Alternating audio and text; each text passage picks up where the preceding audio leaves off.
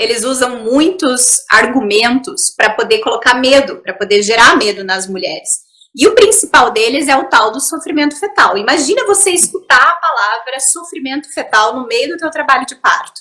É óbvio, nenhuma mulher vai querer colocar em risco a vida do seu filho. E nesse momento, todas as gestantes vão falar, me corta, tira o bebê para salvar a vida dele. É óbvio.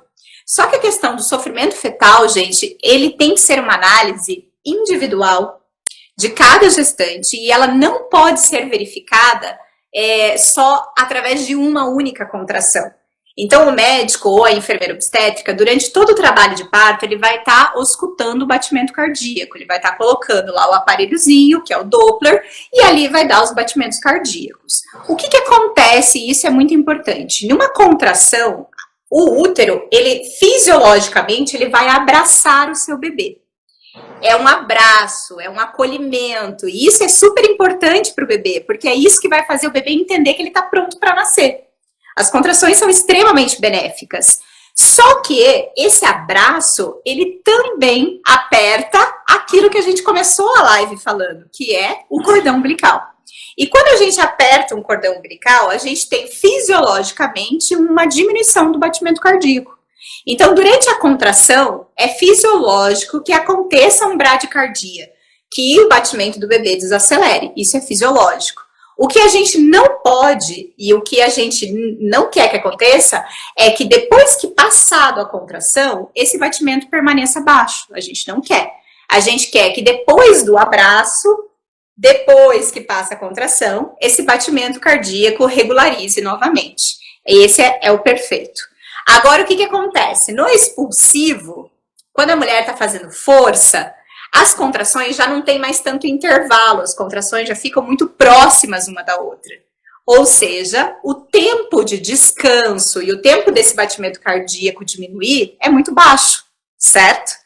E aí esse médico, ele escuta uma contração e ele vê que o batimento está baixo.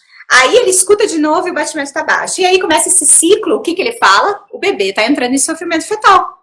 Só que não é assim que funciona. A gente precisa fazer várias coisas antes de afirmar um batimento cardíaco baixo, que a gente, na verdade, nem usa mais essa palavra sofrimento fetal. A gente usa batimentos cardíacos não tranquilizadores. Então, durante o trabalho de parto, em algum momento que a gente percebe que essas contrações não estão legal, a gente vai fazer esse monitoramento, mas através do cardiotocografia.